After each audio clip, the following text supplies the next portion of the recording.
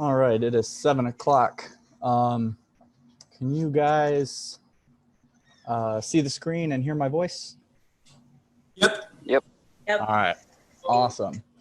So we will get started here. Hopefully I'm recording this correctly. It's my first time recording a Zoom, so hopefully it works. If not, good thing you guys are all here. So we'll get started. Hopefully this doesn't take a whole lot of time.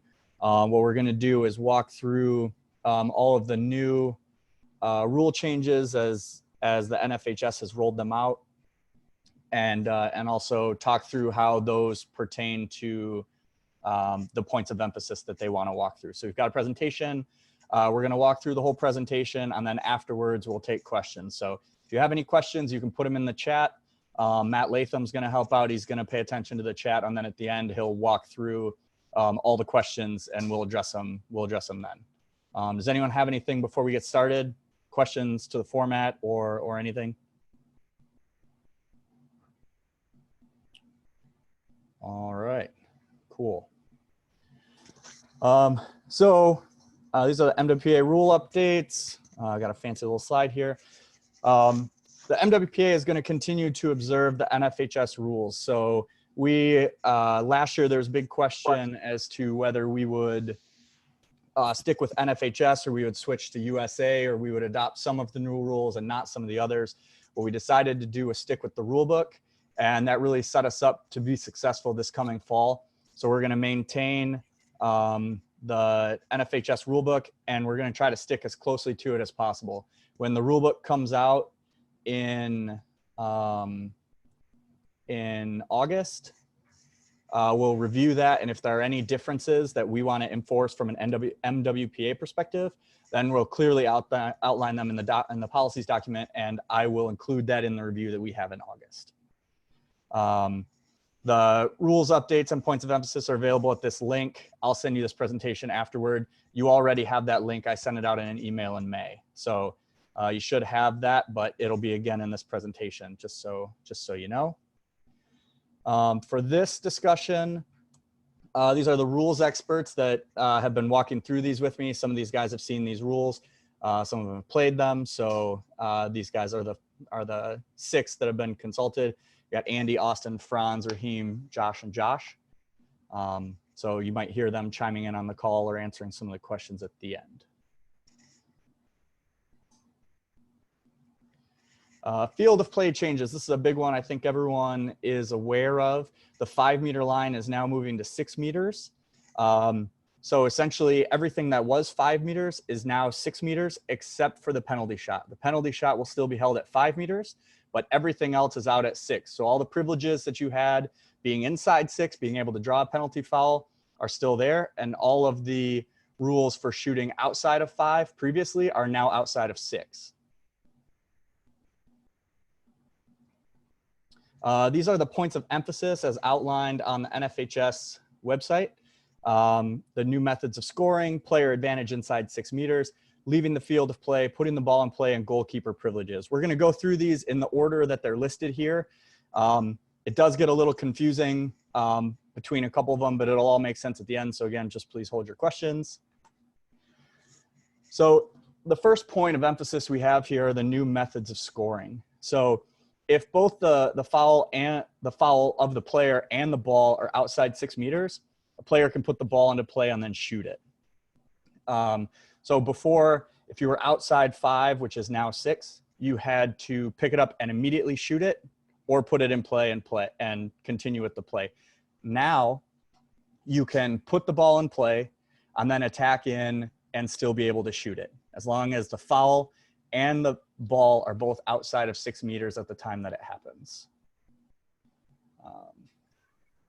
The other thing is that the corner throw is removed from a list of situations in which a direct goal cannot be scored.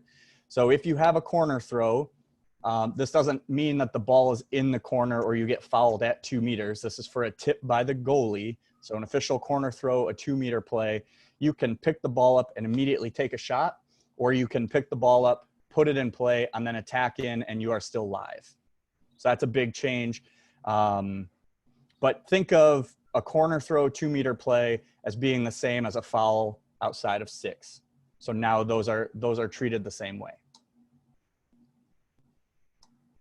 The USA water polo interpretation, this just kind of makes it a little more clear what I just walked through. So if the foul and the ball are outside of 6 meters, the player may shoot immediately, fake and then shoot as long as you put the ball in play, dribble and then shoot so long as you put the ball in play.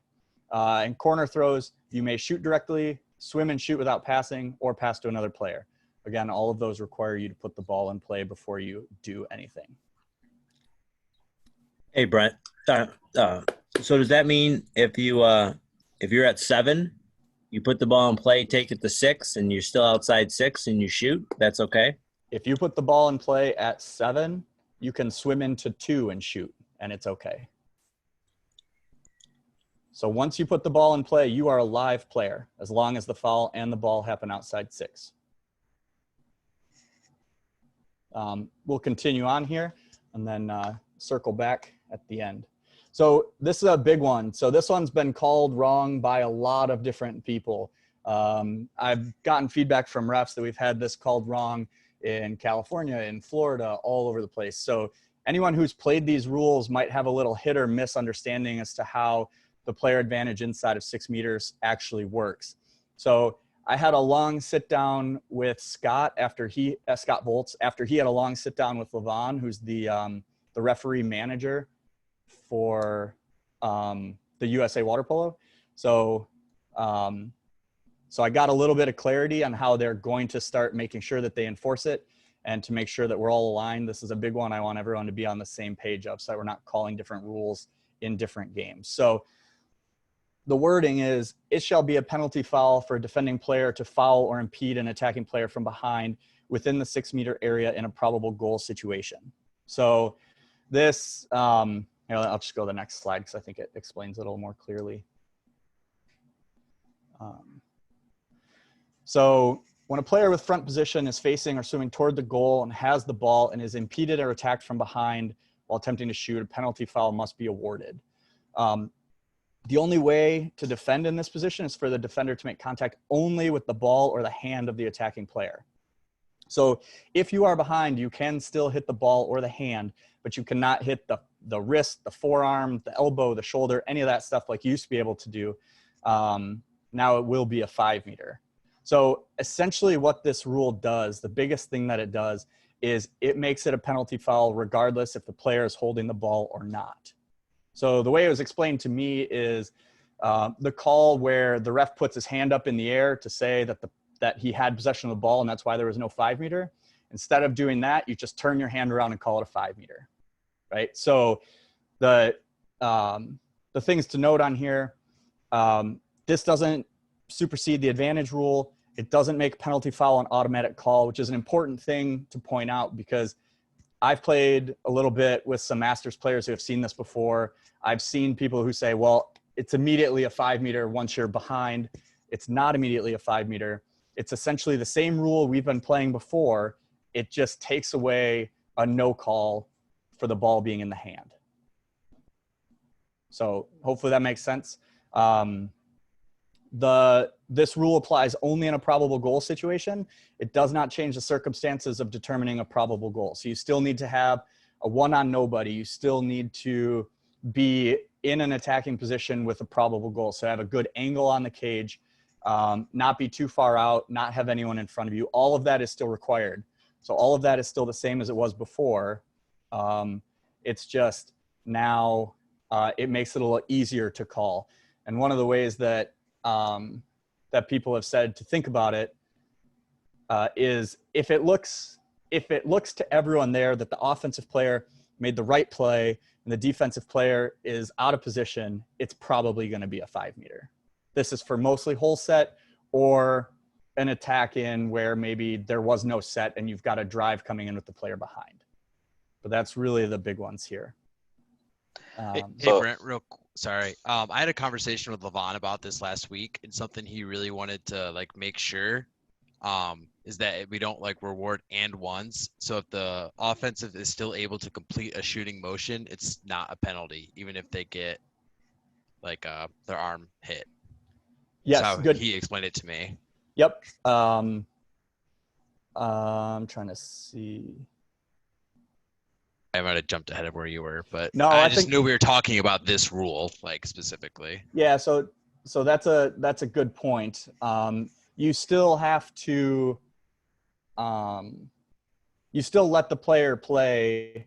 I'm trying to find where my wording is on my sheet here, but you still want to let the player play until their advantage is taken away. So if they still have advantage, they're still going, right? It's not an automatic 5 meter. You can't just call it. Like John was saying, it's a good point. There is no and one. If the shot is taken, it's still not a call. So let's circle back to this with any questions. So think about what questions you have, put them in the chat, and we'll get through the rest of these, and then we can dive into anything people have questions on.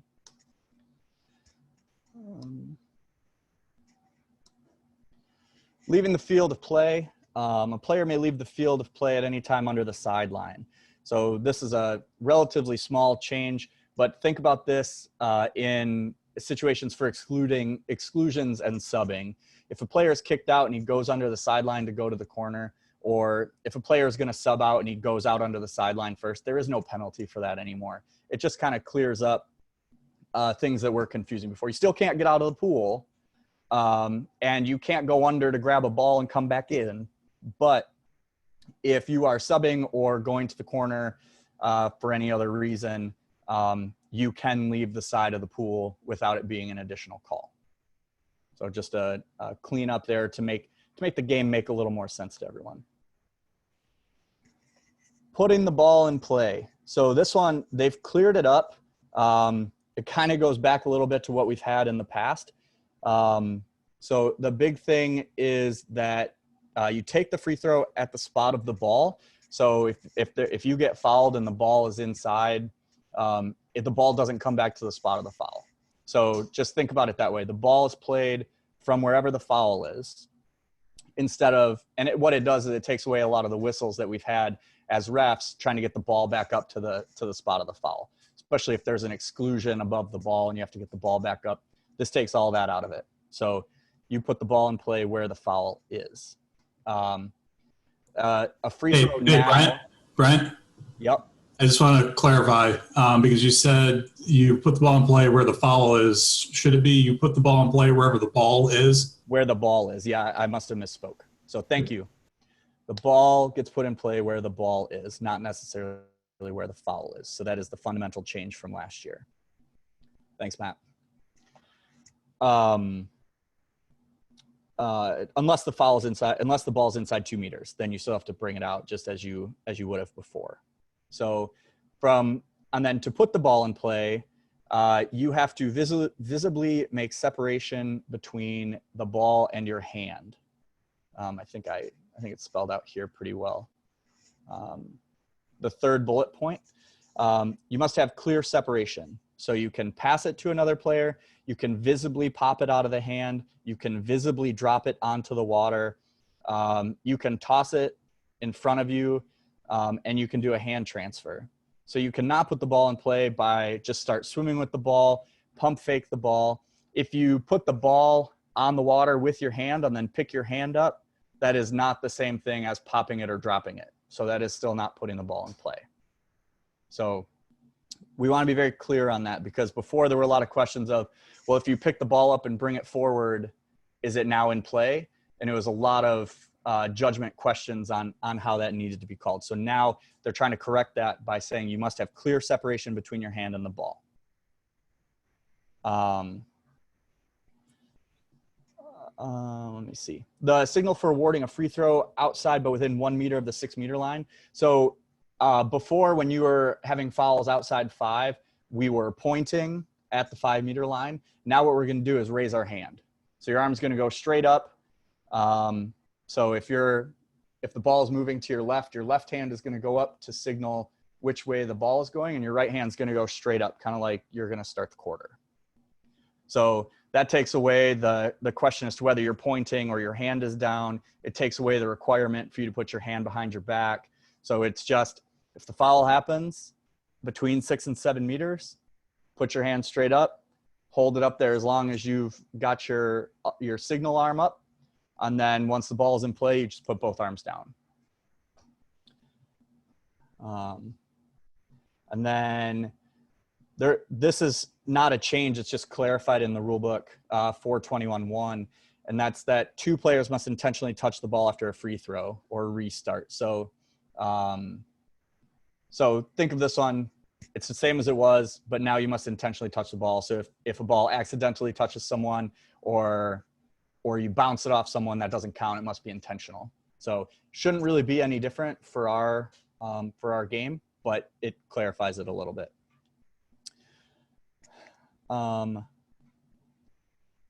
So the last one here, if the foul is outside of 6 meters, but the ball is inside 6 meters, you cannot put the ball in play and score. You have to then follow rule 421.1 and make sure 2 people intentionally touch the ball, not including the goalie. So the only way you can shoot immediately or pop it and play it and then shoot is if both the ball and the foul are outside of 6 meters. One of the things that's been really driven home in USA water polo is the without undue delay. So player taking free throw must shoot an immediate direct shot or put the ball in play without undue delay. And this one's been a question a lot of times throughout the years as to how long do they have to put the ball in play? The idea is without undue delay. So if a player is pump faking before they put the ball in play, that's causing a due delay. So that could be a turnover. If a player has to manipulate their body to grab the ball and then get it back over and there's someone that's kind of in their way and so it takes them a second to get situated, give them that extra second. Give them maybe 2 to 3 seconds. But if there's no one around you and the ball is right next to you and you don't pick it up and put it in play, you pick it up and pump fake it, or you pick it up and hold it or whatever, refs should feel free to turn that ball over. So just keep that in your mind, the without undue delay. If you feel like the player is putting additional delay, turn the ball over. This shouldn't be a huge difference as to what we've been doing before. But I know a lot of people have dealt in the past with, well, that was more than 3 seconds or that was less than 3 seconds. So as refs, I want you to pay attention and have this in the back of your mind when you're talking to the coaches. And coaches, be aware that this is how the refs are going to be calling it, is paying attention to undue delay. Goalkeeper privileges. I know a lot of people are real excited about this one. Goalie can now go anywhere in the pool. They still have the same 5 meter box for where they can use 2 hands, where they can stand on the bottom, where they can use all their goalkeeper privileges, but the players are now allowed to go anywhere in the pool. So you can go and play offense. You can create 7-on-6 type situations. You can participate in a shootout, which you weren't able to do before. And the other thing is now you can sub a goalie in the corner. So previously the goalie was a position and now the goalie is a player. So we don't think we see that a lot, but it's something that's allowed now. The other thing with this is that if you have 7 players in, you still have to have a goalie. You can't just do 7 field players. I don't know why you would want to, but it is still required that you have a goalie in the pool as one of your 7 players. And so those are the points of emphasis. There are a couple other rule changes that they put onto the website. So we'll walk through those real quick. The first one here, anytime the ball is removed from the water by the referee is considered interval time. Before, there were a lot of questions as to whether it was game time, interval time. This just clears that up, make sure it's interval time. So when we get into the clinics and to the tests, we'll talk a little bit more about what's allowed in interval time, what penalties are driven during interval time. But for now, just know that anytime the ball is out of the water, it's considered interval time. The next one, players are now permitted to wear a soft padded cap so long as it meets requirements of rules 120 through 124. So the board, the MWPA board, has been more lenient than the NFHS as to headgear that's allowed. So we need to see when this comes out a little bit to understand how it compares to the rules we already have in place. So this is one that you'll be hearing more about probably in July or early August. But it does, the rule book now allows it. And the MWPA will be evaluating as well. So coaches, if you look into this one and you want to petition the MWPA for something, make sure that you do that. But just know that now it is allowed in the rule book so long as it meets these requirements. So that'll be your first, the first place for you to go and check and see if your players are compliant. Refs, if you run into questions, you think that something is too big or not soft or whatever, just take a look through those rules when they come out and just be aware of it, because I'm sure we'll have some player that has some questionable headgear. So just have that in your mind. Scorekeeper should be provided names. I thought that was already a rule, so it's nice to see that written. And then the last one here is in red because there are some typos. So this is the way it's written on NFHS. It says a player that has earned a foul outside of 6 meters is not be able to shoot if a defender tactically knocks the ball into the 6 area. That's what it says. It is a typo. So the idea is that it is an exclusion for a defender to tactically knock the ball inside of 6 meters. And if you're in the last minute of play, it's a penalty shot. So this also works if you throw the ball away to the other side of the pool. The idea is when you have low amounts of time left, it prevents players from just grabbing the ball, chucking it down the pool to take away the option. So it will be an exclusion. And in the last minute of play, it'll be a 5 meter. So that's what this rule is trying to say. That's not really what it says, but they'll clarify that, I'm sure, by the time the rule book comes out. Hey, Brent, I got a question. Yep. So let's say the player's at 5.5 meters, the defender goes and fouls and pushes the ball out to 6.5 meters. If it's spot of the ball now, not spot of the foul, can that offensive player shoot? No, because the foul still happened inside 5 meters. So both the foul and the ball have to be outside of 6.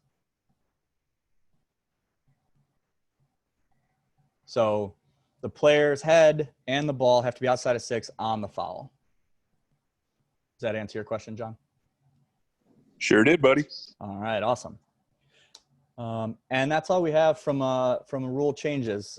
We walked through all of the emphasis, and that's really all we're talking about today are the changes and the points of emphasis. When the new book comes out in July or August, we'll do another review of anything different that we see in there. So I wanted to take some time, open it up for questions, and walk through some of these. This is Brian. Can you go to the 6 meter and putting the ball in play and we just talked through an example? This one? Yeah. So 21-4. So a foul is outside 6. The ball gets pushed inside the 6. So do we how do we signal this? Like, because we're not trying, the ball's being put in play. The defender didn't push it in. So it's not like you're going to exclude the defender. So ball gets pushed inside 6. What should we be doing? Pushing the ball back out to 6, raising our hand, or do we just leave it and say tough luck? So you're saying in a situation where the player's head is outside of 6, but the ball is inside of 6 when the foul happens? No, the foul and the ball are outside of 6. But for whatever reason, the ball got pushed in. It happens every now and then, right? The ball gets pushed inside of 6. What do we do as a referee? What should our situation? Should we pushing the ball back outside of 6? Do we keep our hand down? Do we say, so what is that? I don't know. So I could think of like 2 or 3 things I could do. So if the player and the ball are both outside of 6 when the foul happens, and say it gets fouled and in getting fouled, the ball comes down and hits somebody and rolls inside, or a wave takes it and it rolls inside 6. That's what you're talking about? Correct. So good question. I did not ask specifically on this. My understanding, and I'll follow up on this, but my understanding through what I've seen is that you do put it outside of 6 because that's where the foul and the ball were. But let me follow up on that, because I haven't seen someone. It feels like in 5-10-1 where we put the ball in play where the ball is. Yep, it just says you pick the ball up and play. Yeah. Agreed. So we're trying not to push the ball out. So I'm just trying to figure out what I should be doing. So. Yeah, that's a good question. I don't have the answer to, so I'll follow up on that. I've got two ideas. One is that we'll have them go back outside 6, put the arm up, and let them shoot it. The other one is you have to decide that it was an intentional push in by a defender and call the kick out, or it's a no call. So my guess is it's one of those two paths, but like I said, I'm not sure. So I will I'll take that note and investigate. Brent, it's Brad. Can I ask one or two? Yeah, of course. All right. First of all, thank you guys for doing this tonight. Some of these are real simple.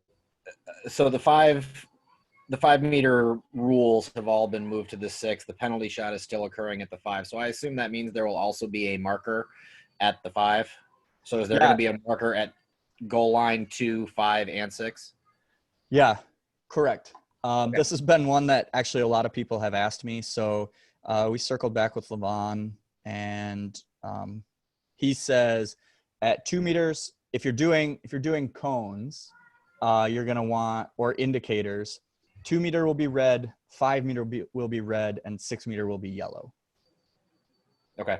So people who asked me earlier today, I didn't have an answer. That's the official answer that I have for everyone is 2 meter at red, 5 meter at red, and 6 meter for yellow. So that's for if you're doing cones or markers. If you're stringing your lane lines, you're going to want to, the way that we've seen them strung is you still have your first 2 meters of red, the next 4 meters, so up to 6 meters, is yellow. So previously you went yellow to 5, now you just take yellow to 6, and then you put an indicator on the lane line. So put some white, whatever they're called, rings in there, and that's going to be your 5 meter indicator. So if you're stringing lane lines, do it that way. Take the yellow all the way to 6 and put some indicators in at 5 meters. If you're doing cones or markers on the side of the pool, do red, red, yellow.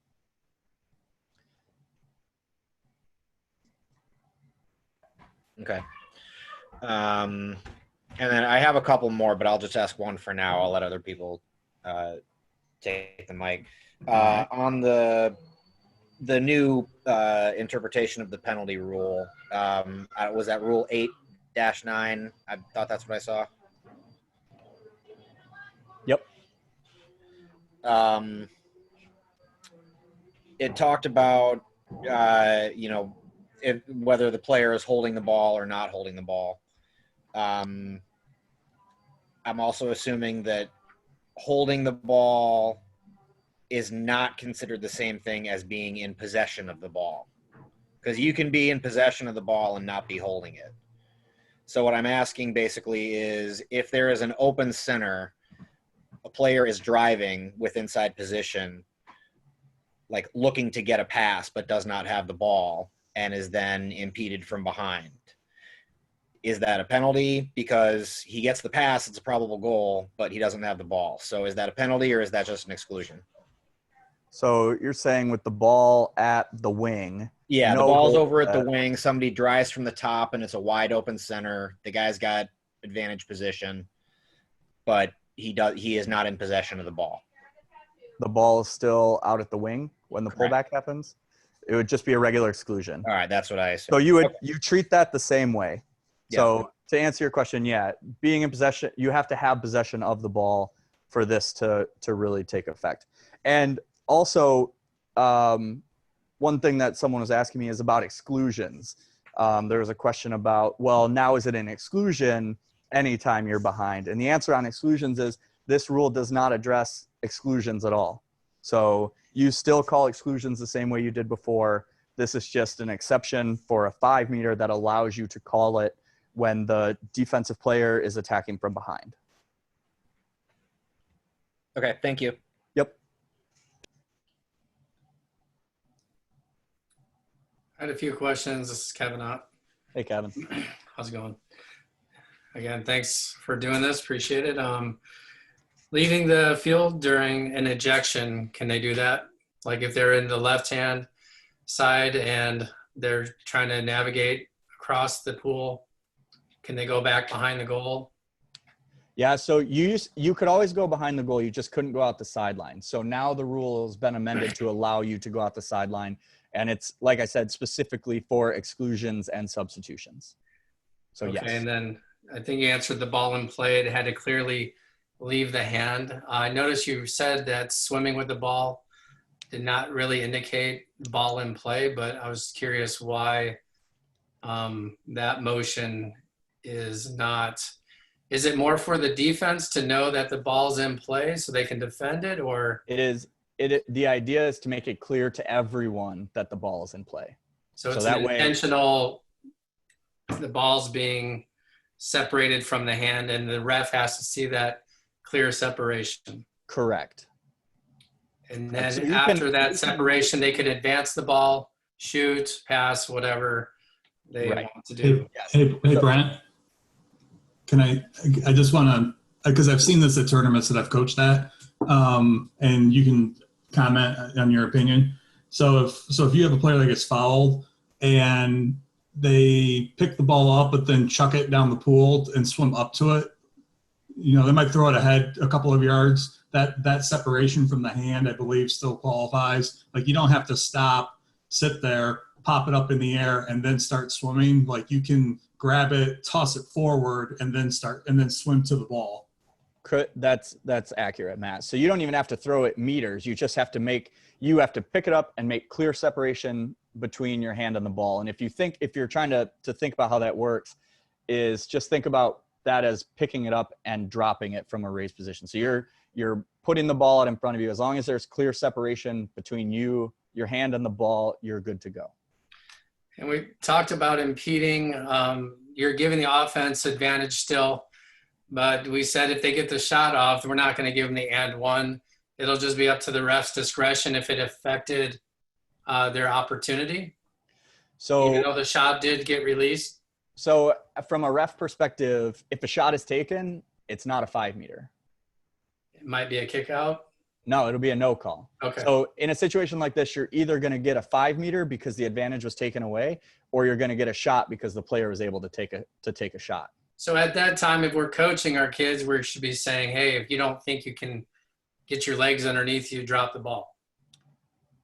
I think it's a tricky way to do it, because if you're playing for the foul, then the defender is not taking away your advantage. So you have to be playing for a goal in order for the defender to take away your advantage in order for there to be a 5 meter call. Okay. And like I said, dropping the ball doesn't make a difference, right? So if you don't drop the ball, but your advantage is still taken away, you're still hammered from behind and not able to get a shot off, it's a 5 meter. I mean, we're saying that you're not going to get rewarded for taking a bad shot either. So I'm just saying, how do you, when coaching these kids, the new rules and trying to see how to maintain possession without just hucking the ball, I think that's the question is, when do you for having them figure out when's a good opportunity to shoot. So. Yeah, and I'd open this up to some of the other coaches, because I don't have a lot of recent coaching experience, but my thoughts on that are, your player, there shouldn't be any difference in how you coach them this year versus last year. You still are playing to get a goal. You've got the player on your back. You have advantage. If that player fouls you in a way that takes away your advantage, this rule change really all it does is allows the ref to call a 5 meter anytime that you are impeded and attacked from behind. Okay, thank you. Hey, Kevin, as somebody who's coached these rules, I would say that from a coaching perspective, this is still one area that has caused some frustration among coaches because of the point that you just made. At the same time, I can tell you that I don't think you want to see the game turn into a shootout if it becomes a quick penalty. I think the whole idea or the whole intent was 2 things really. One is to basically, and I think this was the big one, to try to increase the flow of the game. And I think a lot of these rules try to address that so that it's more spectator friendly, and to try to attract new people to the sport. I also think the other thing was to try to hopefully promote more offense. But I mean, you are right. There's still a gray area here that I hope as we officiate this high school season, hopefully we have a high school season, that we do our best to communicate to coaches, why something is or isn't, especially early on as we're all adjusting to these rules from an organizational standpoint. It's not going to be perfect. I think there's going to be a big learning curve. It might be the entire fall, as we get used to it and as officials get better and as players start to understand it. But I know, like, if I'm coaching, I would tell my kids always, don't play for the call. Just do what you normally do, and you're probably still going to get rewarded more for penalty shots than you have in the past, just because of the way the rule's written. So that's just at least my 2 cents. Appreciate it. Thanks. Yeah, Matt, thanks. That was a good summary. I only have one more question. Sorry if I may. The defending the in play, do they have to let the ball come back? Like, let's say someone pops it up, clearly separating. When is that defender able to defend? It might be throwing it ahead. So this rule, I mean, it doesn't really change. It's as soon as the ball is in play, the ref is going to drop his arm and the player can attack. So they have to let the ball land back to the hand of. Yes. Okay. Yeah, and because you can't just sit next to the player and then once they put it in the air, attack them. You, one, have to give them space to put the ball in play. So if you're that close, you're probably going to get called anyway. And two, you have to let the ball get into play by the ball being popped and caught. Okay, so all the same old rules for that undo when they're trying to figure out if they're going to shoot right away. You can't attack, but as soon as the defender sees the balls in play, they can defend. Correct. And the way that I really try to coach the refs on this is that the refs are responsible for whether the ball is in play or not. So the ref should have his arm up, indicating if the ref's arm is up, that is indicating that the ball is not in play. So if you see me on the side of the pool and I have my arm up indicating which direction the free throw is going, that defender cannot attack. What you will see is defenders understand that and they will watch the ref. As soon as the ref puts his arm down, that player can attack. So the idea is the defensive player has to wait for the ball to be put in play, but the easy way to know whether the ball is live or not is to look at the ref. And the same old rules apply. They can't attack, advance their hand towards Correct. the free pass. Correct. All of that is the same. Okay. All right. Thank you. Yep. Brent, Jeff Cunningham here. Hey, Jeff. Hey, back to his previous question about the defender attacking an open offensive player. Are we going to call that similar to what we do with play at the 2 meter, where if the offense still has the advantage and can get the shot off, then it's either no call or a shot? If that offensive advantage is taken away at that point in time, then it's a penalty shot? Yes. Is that fair? Okay. Yeah. So the big thing to think about here is that there were a lot of times that as refs, we would not be able to make a call because the player still had the ball in their hand. Correct. That's the biggest thing that's being changed. Now, if the player has the ball in the hand, but they clearly no longer have the advantage, call the 5 meter. Okay. We've all seen it. Ref will put his hand up. Coaches get mad about it. Fans don't understand what it is. This is taking away that confusion and allowing the refs to call that 5 meter. So you call that as soon as the offensive advantage is taken away. Okay. Correct. Or a shot is, and it's a no call if a shot is taken. All right. Correct. Yep. All right. Good. Thank you. Yep. Yeah, and it is still up to, I'm asking, not saying, that it is still up to the referee's discretion when advantage is taken away. Correct. Yeah, this rule doesn't change anything about how advantage is determined.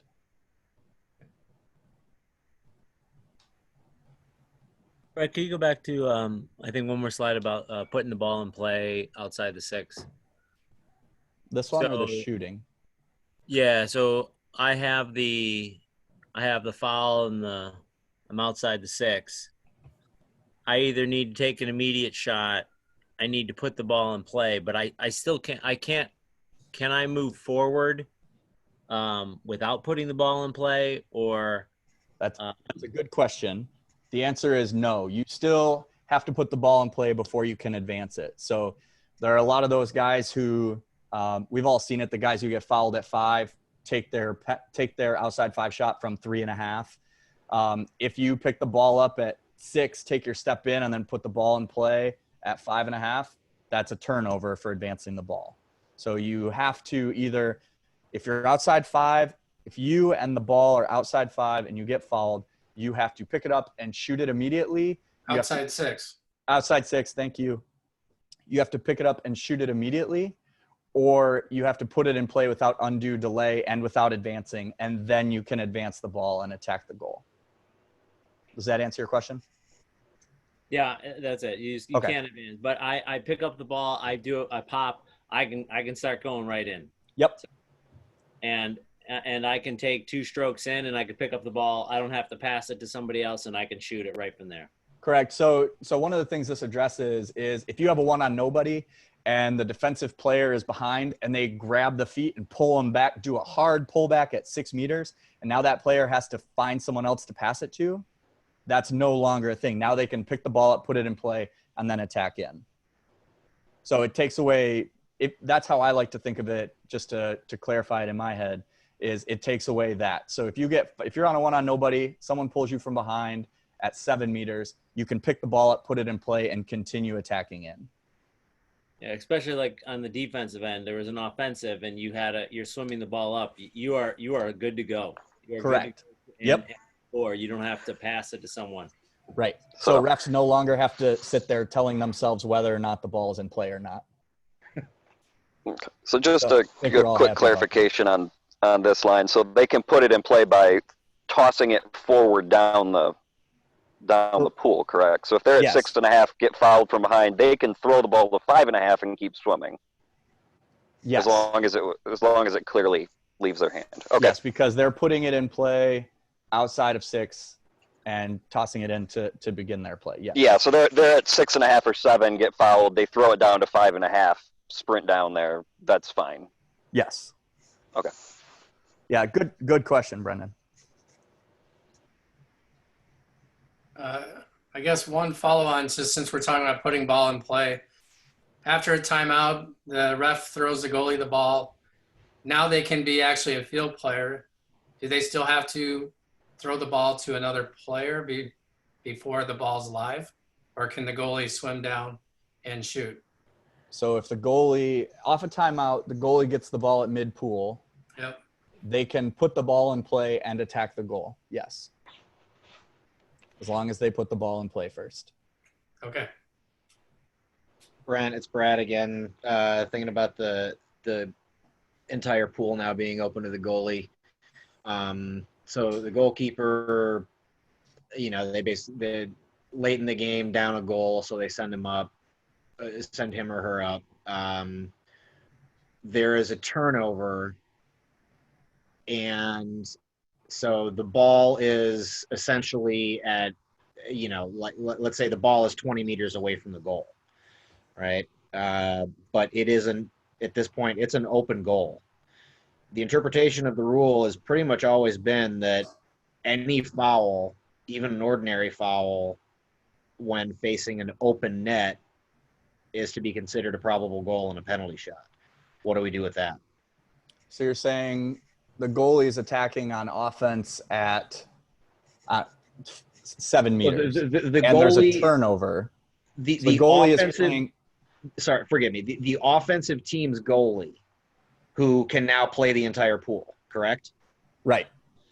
So he or she is up attacking on offense.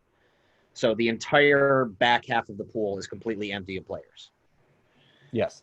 That offense turns the ball over, and then there is so now the new offensive team is fouled. Even if the ball is 15, 18, 20 meters away from the goal, that is an ordinary foul against an undefended cage, which in the past has always essentially always been considered a probable goal and a penalty shot. Is that still the case? So this doesn't change anything about that. So it would be the same as if the goalie were at mid-pool and that happened. So the answer is yes, that's still a penalty shot. Yeah, I don't think it was I think if there was no goalie, it all depended whether you were inside the 5 or not. So if you were outside the 5 and you got fouled, I thought it was an exclusion. If you were inside the 5, then it became a penalty. So I feel like that's what I thought it was. Yeah, I'm with Brian on this one. Okay, all right, that makes sense. I guess. Yeah, but what I'm going to say on this one is that we can investigate that later, but the rule changes don't impact that at all. Okay. So that can be a rules discussion we have later, but that's separate from this. All right. Yeah, Brian's explanation had answered my question. Perfect. Okay. Thanks, Brian. Thanks, Brian. Hey, Brian, I got one more clarification thing to kind of ask or throw out there because you mentioned, I think, and maybe I misheard you, that when you pull the goalie, you can't have a field player in the water as the 7th player. My understanding is that you could have a field player sub in as a goalie, meaning they have to wear the goalie cap, a 1A cap or whatever. And that field player wearing a goalie cap now has the rights of the goalie in the water, can be used as the 7th player, since they're technically in that situation a goalie. So the last line you had there is the answer to the question. Once you put a goalie cap on, you're a goalie. So I don't care what your background is, what you were earlier in the game. If you have a goalie cap on and you've been and the table recognizes you as a goalie, so coaches make sure that you are working with the table to ensure that all of the rosters are correct. But as soon as you put that goalie cap on and the table is accurate and you get in the pool, you're a goalie. So you have to have one of your 7 players must be wearing a goalie cap and be recognized as goalie at the scorer's table. Yeah, that's what I thought. I just want to make sure. Yep. So then do they have to be listed as a goalie in their initial roster? No, and we see that all the time, right? When a goalie gets injured or a team wants to swap somebody out, they just have to go to the table, make sure the table can do the switch so that we don't have to worry about penalties in 5 meters and whatnot. So as soon as they're listed as a goalie with 1, 1A, 13, whatever, as long as you're in that red cap and the table agrees that you're in a goalie position, then you can be in the pool as a goalie. So you can put your 7th best field player in with a goalie cap on once they're recognized by the table and they can play. The rule just says that you must have a goalie in the pool. Brent, I got a question. Yeah, of course, Pete. What's up? So can we revisit that goalie after a timeout? If that after a timeout, the goalie takes the ball, puts it in play and advances it, and then I think you mentioned that goalie could shoot it. Do they not have to have another player touch it because of the restart, or can they come up and shoot it? Or if another player, for instance, the ball's taken out of the pool and not for a clock malfunction, but somewhere out, say 7 meters out, and there's a restart, does that player have the ability to shoot it, or does he have to have another player touch it? So thanks for asking that question. I thought of that earlier during this presentation, wrote it down, and was hoping no one would ask. So thanks for picking my question I didn't have an answer to. That's all right. I need to check because that is not spelled out in the rule changes. So what that would tell me is that if the ball is removed for anything other than a clock error, even if you put the ball in play, you're not able to start. So I need to investigate on that. I've got it written down. I'll find that out and I'll circle back with the team. Brent, my experience at tournaments with that is that the goalie would have to pass the ball. Yeah, I expect that to be the answer because there is no rule change on it. So, except for clock malfunctions. Yes. I got a quick one, Brent. I think Kevin asked that earlier, so I'll get that answer for you. Yeah, John, what's up? At what point, so like, let's say the goalie's out, the goalie's back, he's on the offensive end, there's a turnover. it's probably a stupid question. At what point did the goalie's defensive abilities become what they were as a goalie, like being able to use two hands and stuff like that? Yeah, so goalie privileges are lost at 5 meters. Okay. So once you get outside 5, just like it used to be, once you get outside 5, you can no longer use two hands. You're no longer protected with all the goalie Would it be 6 meters now? Yes, thank you. 6 Killing meters. it. Yes. Gosh, man.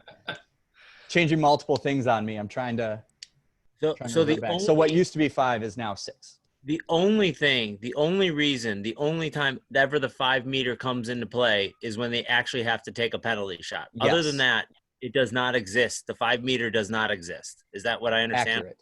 Okay. That is correct. Man, some kids are actually have to learn to play water polo. I know it's going to be horrible for them. Oh, come on. Just bring back the 4 meter.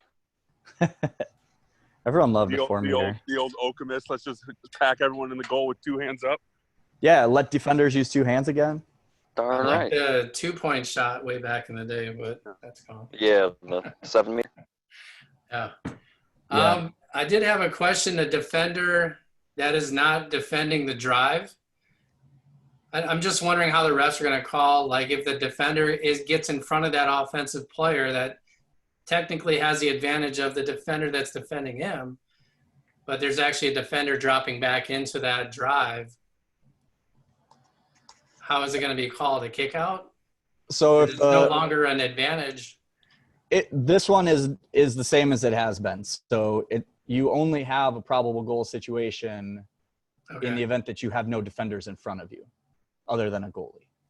So if a wing defender slides in to protect on the point driving down, 3 drives down, the 5 defender wraps in, you no longer have a probable goal because you don't have an open cage with no defender. So what about the whole set defender? Does he always count or eliminates? He always counts. Even though he's guarding a player at whole set. Yeah, sometimes holdies are good at what they do and they can cover both. I mean, it's going to depend on the position, but yeah. Right. Yeah, but just none of that is changed by these rules. So whatever it was before is what it still is. So you have to have, for the advantage, you still have to have a probable goal, and none of this changes what makes a probable goal. Thought I had some wording in here on this, but I may have to ask another way, because if they have separation, let's say at 7 meters, they get inside 6, and their whole set's at 2. When is that defender considered in front of that play? The whole time. Exactly. Really? Yep. So there's no call? I mean, you can. No 5 meter?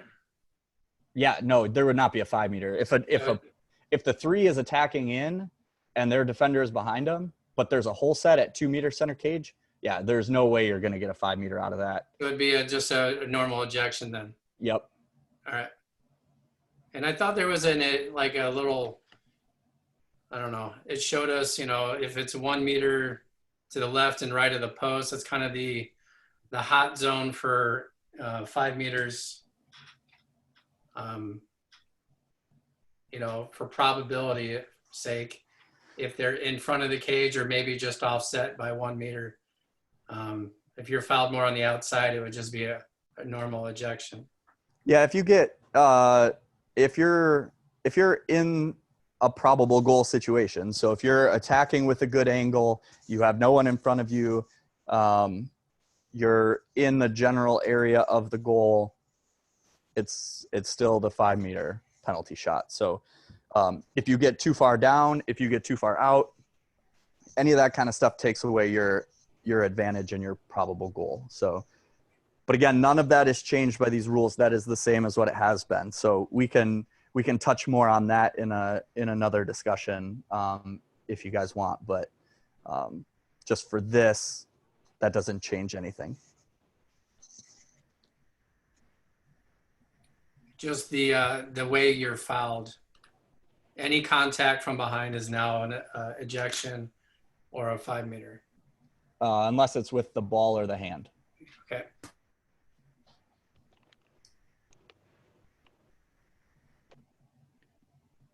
As long as the advantage is taken away as well. Brent, it's Brad again. Maybe to change the subject, but there were the last two questions I had were just language questions. I just want to clarify. One was Rule 7-1. I think that was the sideline, exiting the sideline rule. Would you mind going to that slide? This one? Yeah, thank you.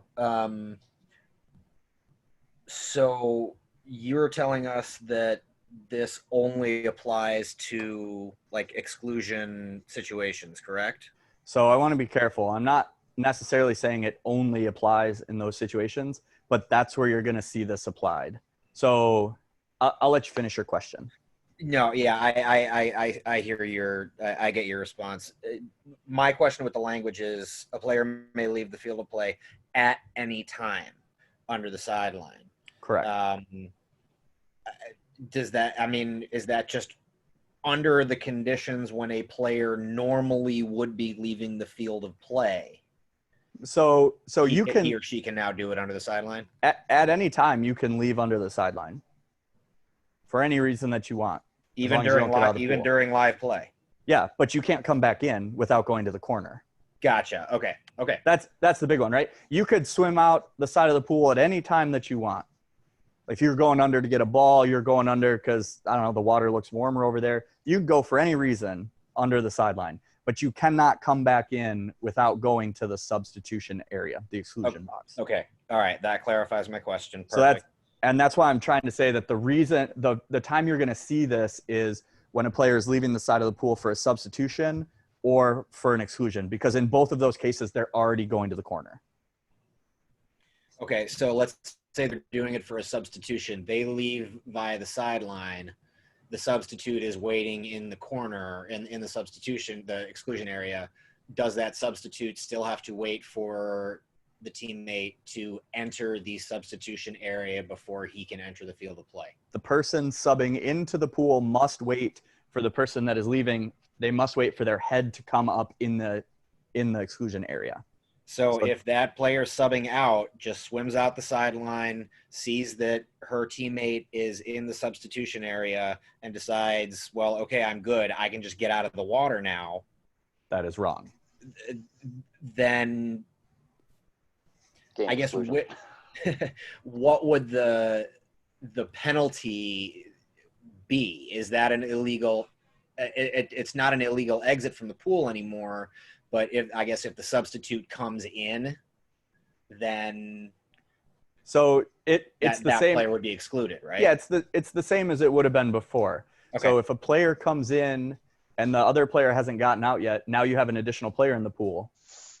So now you're an extra man. All right, then maybe this is nitpicky.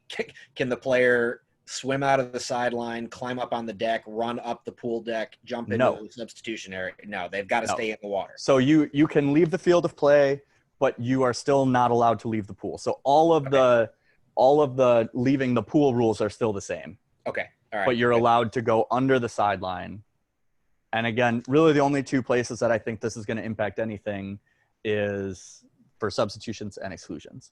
Okay. Or if a player really wants to go under the sideline to do something, but they have to go to the corner or else they'll get kicked out the minute they come back in. Okay. And so if a player leaves and comes back in, it's only an exclusion. But if, like you said, a player leaves and another player comes in, they're now an extra man. So I think it's a game exclusion. I have to confirm that because I haven't gotten to see water polo in a long time, but okay. I think that becomes a game exclusion. All right. That's a good answer. Thank you. And then my last question, and I'll stop monopolizing the time, was on, I think it was Rule 4-21, something about touching the ball after a free throw. Hold on, let me make sure I get to the right slide here. It was about like two players must touch the ball before a shot can be taken. Yep. And again, this is maybe the English teacher nitpick in me. All about it, man. Language. I've got to find it. Sorry, I'm trying to read the slide. Yep. The language was two players must touch the ball after a free throw. Right? Yep. Oh, there it is. Yeah, 421-1 clarifies Yep. that at least two players must intentionally touch the ball after a free throw. But then the rationale beneath says the player must pass the ball to another player before a goal can be scored. So that makes it sound two players must touch the ball after the free throw, to me, makes it sound like there needs to be two passes thrown. But the rationale makes it sound like there only needs to be one. Yeah, that's a fair point. I understand where you're coming from. So what I'm going to say on this one, because is just that two players on offense must touch the ball. So think about the person making the free throw. That correct is one of those two players. Okay. Yeah. All right. That's all I got. Yeah, I understand your confusion. That is worded funny, but I think the idea is if you think about the player and they put the ball in play and they pop it, now they have it, so they're player one, and then they have to pass it in order for it to be player two. Yep. But the confusion is if you pick the ball up and pass it in order to put it in play, now do two people have to touch it? And everything I've seen says no. No. Okay, cool. Thank you. Yep. If I find out that it is that it is different, I will let you know. But for now, let's just all be on the same page that the person putting the ball in play counts as one, and then whoever gets it counts as one. Okay, I will cede the mic. Thank you. All right. Thanks, Brad.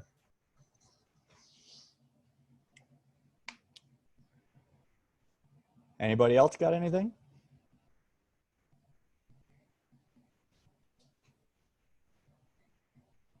All right. I like the thumbs up, Peter. Thanks for that. Okay, so we're at about an hour, so that's kind of about what I was expecting. Matt, do we have any questions in the chat that we didn't get to? Nope.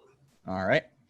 And if no one else has anything, I will briefly talk about the next steps here. I don't have any inside knowledge on the season or any of that, so I can't help with any of that. But from a reffing perspective, the new rule books are expected out in August. Talking with the NFHS, they think they might be able to be out in July. I haven't heard anything more definitive. But once the rule book comes out, I will be reviewing it, and then maybe a week or so after the book is available, I'll have another one of these reviews where we'll walk through all the changes and all the verbiage and make sure we're all on the same page. So today we went through all the big changes, all the main stuff, and then once we have the book, we'll go through again and confirm all the changes with everybody. So Brent, one more just housekeeping issue. How are we keeping track of who attended this Zoom meeting? Because your email says this meeting is mandatory for officials. Yes. So I am recording this, and as part of the recording, it documents who is in and who is not. And then I also have a running list on my on the side of my screen here. Okay. So again, as we talked about last spring, I didn't mean to step on you. Yep. But we talked about trying to make sure that we had all been to this proper training, that we had all attended what we were supposed to attend, so that we could hopefully step up the quality of officials calling games. Yeah, and I'm glad you bring that up, because that segues me into the other thing I was going to talk about is I've been working with some of the refs, and we put together a proposal that will change a little bit the reffing system, how it goes now. It does require refs to pay dues. It also changes the amount refs get paid. It changes the training that refs have to do. So there is a little bit of a shakeup coming. I don't want to walk through the items until the board approves it because of all the money items that are in there. So I don't want to talk about it and then have it change. But if anyone wants to have a conversation about it, just reach out to me after, and I can kind of walk you through what our thoughts are. If you have any feedback, we can do that. So with that, there are required trainings that we're going to do. Being able to do things on Zoom and record it, we'll be able to post a lot of these things. And I think that'll be helpful for overall training, even for people who can't be here. Because I had a lot of people reach out to me and say, I can't be there. My mom is sick, or I can't be there because I'm sick, or I can't be there because I'm on a plane. So some of those things, so doing these on Zoom and being able to record them will help that a lot. But like you said, we are going to be spending a lot of time and energy making sure that people are attending the required trainings and that everyone is getting the knowledge that they need before we get to the season. So when we get into July, we have, I think you should all be aware, we have the MWPA board and coaches meeting on July 13th. So we're going to have the proposal ready to go in there. We'll provide it to everyone. They can read over it, provide any feedback that they have. And then once it gets approved by the board, I'll probably schedule a meeting a week later to walk through it with everybody so that everyone's on the same page about what is being expected and what people are going to need to do ahead of the season. Does anyone have any questions about all that rambling I just did? Is that July 13th meeting going to be a Zoom meeting? I'm not sure if it's Zoom or Google. I'm requesting that it's Zoom so that we can record it because that's the only way I know how to record. I just meant, is it going to be in person or online? It will not be in person. It will be an online meeting. Okay. Format to be determined. I'm not in charge of that meeting. This might be off subject, but are we going to have guidelines from MWPA on the season for COVID or anything? So I do not have an answer for that. Right. A lot of that we're waiting. I don't want to say we're waiting. We're observing what MHSAA and USA Water Polo do, and we're trying to make sure that people are taking care of that. But most of that is going to come from the schools as opposed to MWPA. Thank you. Yep.